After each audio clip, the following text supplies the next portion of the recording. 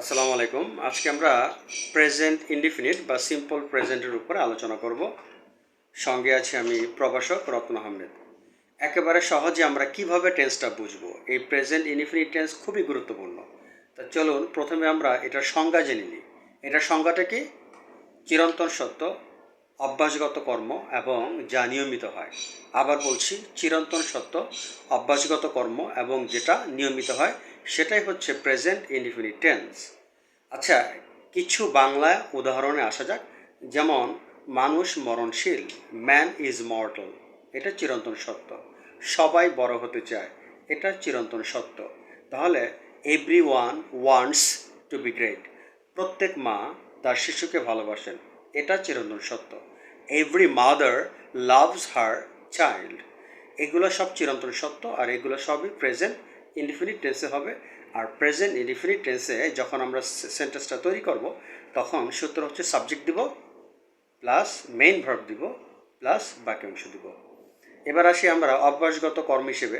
যেমন, আইমান প্রতিদিন স্কুলে যায়, Aiman goes to school daily. যেহেতু এটা আইমানের অভ্যাসগত কর্ম, সো এটা প্রেজেন্ট ইনডিফিনিট টেন্সে হবে। তারপর আইমান নিয়মিত গান করে, আইমান সিংস রেগুলারলি, যেহেতু এটাও তার অভ্যাসগত কর্ম। তো এভাবে আমরা প্রেজেন্ট ইনডিফিনিট টেন্সের অনেক বাক্য তৈরি করতে পারি। লাস্টে আমি দুটো উদাহরণ দিচ্ছি। যেমন, সে পরীক্ষায় ভালো ফলাফল করে, he makes a good result in the examination. আবার আমরা ধরি, বাংলাদেশ একটি ছোট দেশ, Bangladesh is a small country. এগুলো কিন্তু প্রেজেন্ট ইনডিফিনিট টেন্স। তার মানে প্রেজেন্ট ইনডিফিনিট টেন্সের কিন্তু এই ব্যবহারটা কিন্তু ব্যাপক। আমি যদি বোঝানোর জন্য সংক্ষেপে বলি, আমরা সারাদিন যত কথা বলি তার অধিকাংশ কিন্তু প্রেজেন্ট ইনডিফিনিট টেন্স।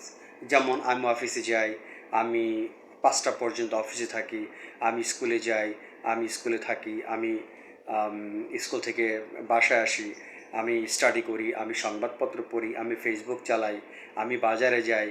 এই ধরনের দেখা যায় আমাদের দৈনন্দিন জীবনের যত কথা বলি তার অধিকাংশই কিন্তু প্রেজেন্ট ইনডিফিনিট টেন্স, কারণ অধিকাংশ কিন্তু আমাদের নিয়মিত অভ্যাসগত কর্মের আওতায় পড়ে। তো এই ছোট করে ভিডিও আজ এই পর্যন্ত শেষ করছি। আল্লাহ হাফেজ।